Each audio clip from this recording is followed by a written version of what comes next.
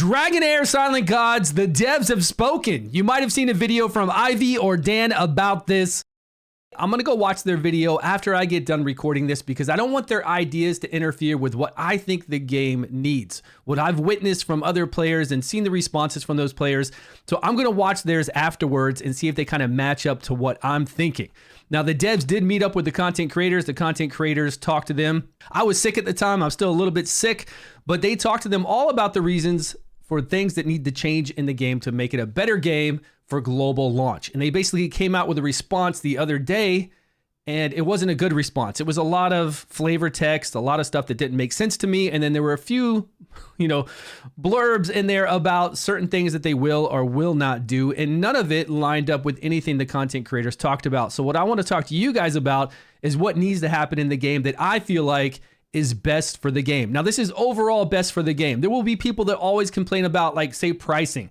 The prices are too high in a mobile game. Well, if the pricing is good on their end, if they're seeing that people are spending money and they're meeting the targets, then it's not a major issue. It's not the majority of the player base issue out there. It's just us complaining, not even myself, on Discord or on YouTube comments.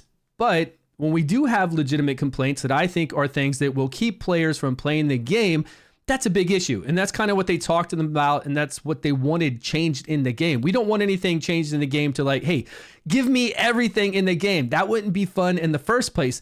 But we do want the game to be fair for free to play and just enjoyable for just the average player. You want that. There's a certain expectation when you play a game like this of heroes that you're going to get, of dice and shards that you're going to open that need to be met in a game like this. Otherwise, you just won't retain your player base. So my top 3 things, I've written them down, are the journey level block progression. That's number 1. If you don't know right now, Feywild still only opens up 3 floors every day, although they've added leaderboards so you can see who the top people are. But those top people can only go up 3 floors every single day. And it's the same thing with the journey level. Since we're done with the journey level, pretty much blocking us from doing content, what was the point of it, right? What was the point at all to have journey levels? And when you talk about seasons, when you add seasons into journey levels, here's where it really becomes a bad thing. That we need to be able to, progress as quickly as possible and have as much fun as possible during that season, because we're going to reset every 3 months. So that's my first thing, is the journey levels capped, with everything capping in the game. Journey levels need to be removed, absolutely, because we've been through that already, and we'll talk more about that in a minute. Gold dice are an issue. People do not see gold dice in this game. Yes, we have a horn. We know we have a horn in this game. The horn is heavily weighted. That's like with any game where they're giving you these free summons. We don't know the percentages on this horn because this isn't something where you spend money to where it's legally obligated for them to show you what the percentage is for you to get a legendary or an epic on this.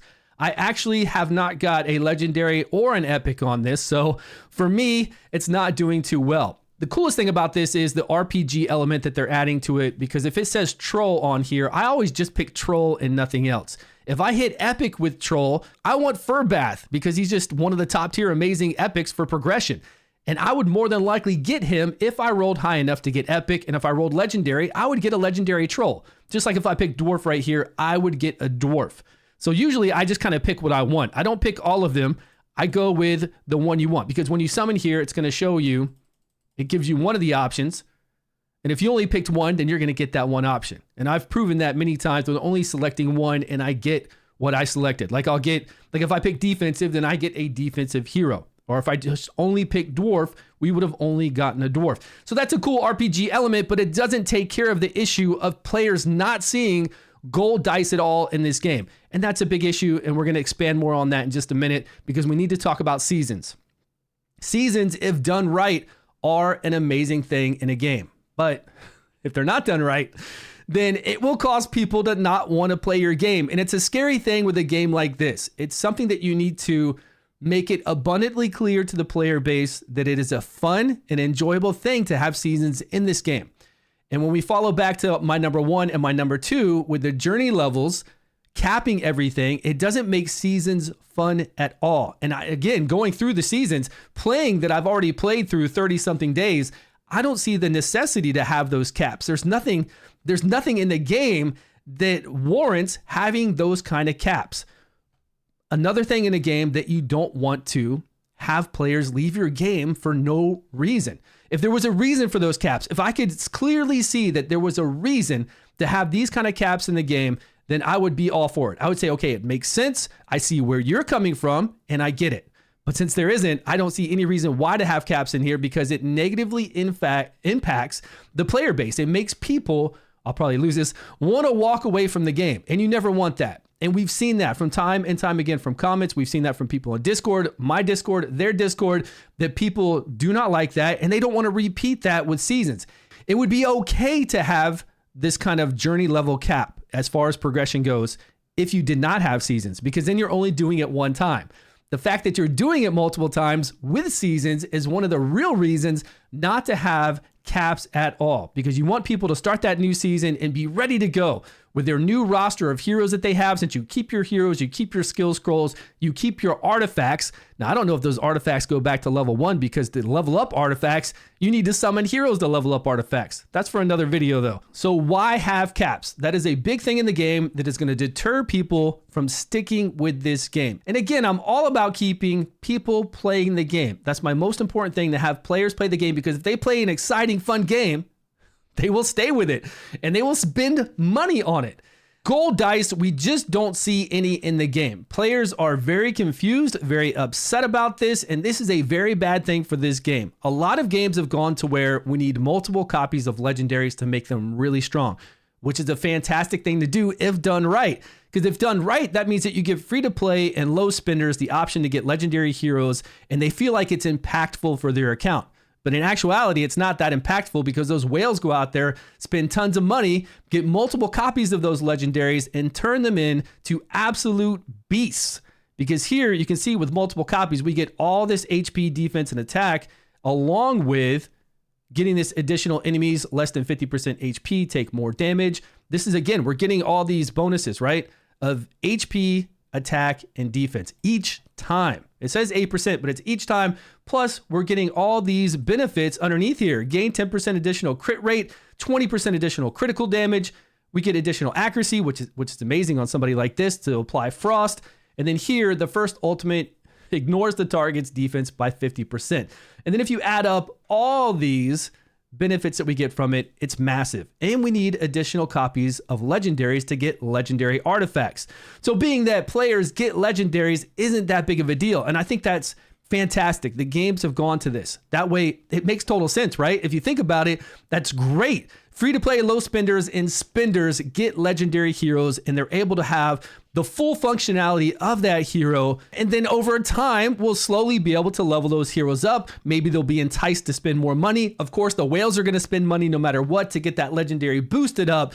New legendary, new epics, new heroes will be added into the game, and we just continue the process. I think it's the best way to monetize a game like this.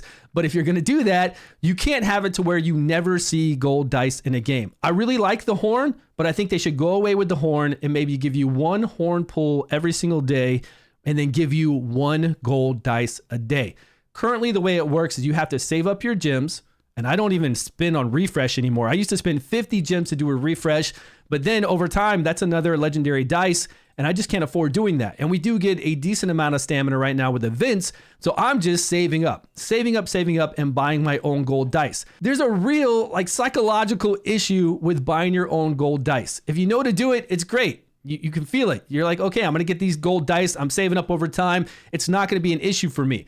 But I would say 90% of the player base doesn't have that kind of mentality. They're used to being given the summons. They're used to being given a summon a day that actually goes toward a pity system. But it's usually the lower level dice that they get. It's not the higher level dice. But here, the lower level dice do not have a chance to get you a legendary hero.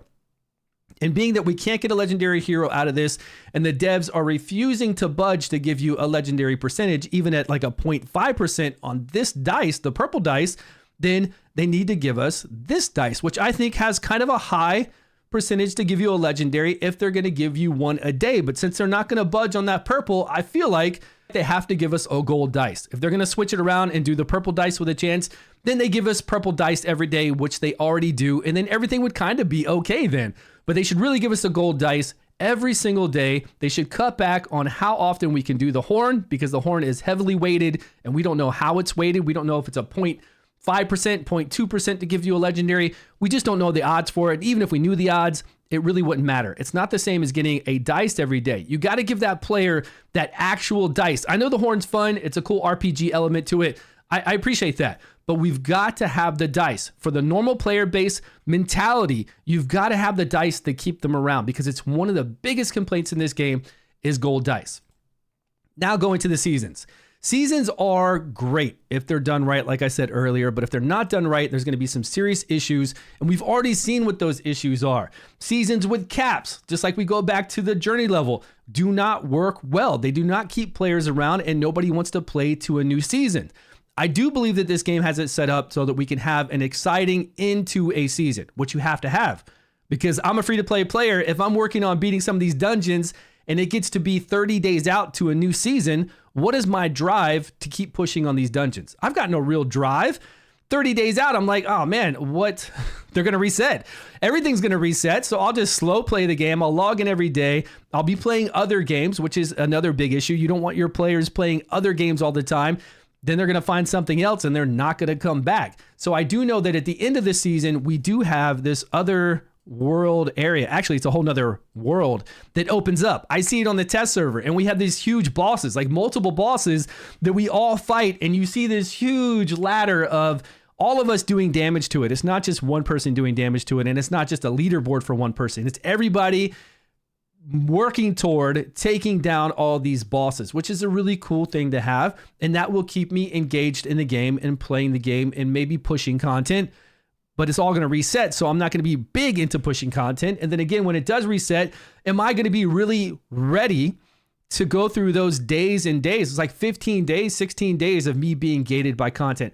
I just don't feel like I'm going to want to do that. It's not going to be enjoyable for the majority of the player base. And it's all about the majority. I know you might enjoy not having to worry about playing that much, and you don't have to play that much. Nothing's forcing you to, but the majority of people out there want to have that option. And if it doesn't hurt the game, then you give people that option so that you can save your player base and have people wanting to play your game. Another big thing about seasons are that we don't need a season ending reward. If everything's set up fine, if we're excited to go through the season, if we're having a good time, if we're getting the gold dice like we should, if we're not being capped and everything is running smooth, then there's no need for a season end reward. The reward of the season end is, hey, we're going to reset. You've got your heroes. Now you got to strategize. Which heroes do you want to start the season with? Who do you want to level up first? What guys do you need for certain dungeons? Now the dungeons have changed. Maybe you need to be careful about what you do level up, because we're going to need maybe different heroes. I think the heroes that remove debuffs and give us heals and all of that will still be the number one heroes to use, of course.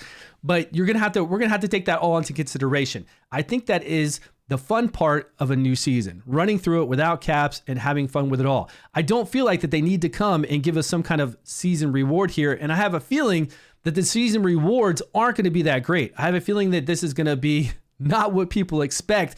And they've been hyping it up so much. Like, this shouldn't even be a thing. I think, like, again, if you enjoy the game, if they make the game fun, if they give out enough gold dice, if everything is just really cool and they have season events before the end of the season closes that keeps people engaged in the game and fun to the very end, and then we start it all over again, we don't need these kind of rewards because we're getting them already. We're getting them throughout the season as we play, instead of dumping it on us all at the very end. So those are my main complaints about it. I don't want to go on any further. Those are my 3 main complaints, and I want to know your thoughts on it. I want to know what you think about this, because the devs they're not doing none of this. Write something down below. Let me know your thoughts. Let me know that you made it this far in the video. I appreciate the support. King Arthur Legends Rise in 3 days from now. We're going to go hard, just like we did in every single beta. It will be on this channel. If you want more of DragonHeir or maybe Watchers of the Realm, go check out my second channel. I'll let you guys know when I post over there, but just go ahead and subscribe. The links will be down below. Thanks so much, guys. I will see you all in a video soon.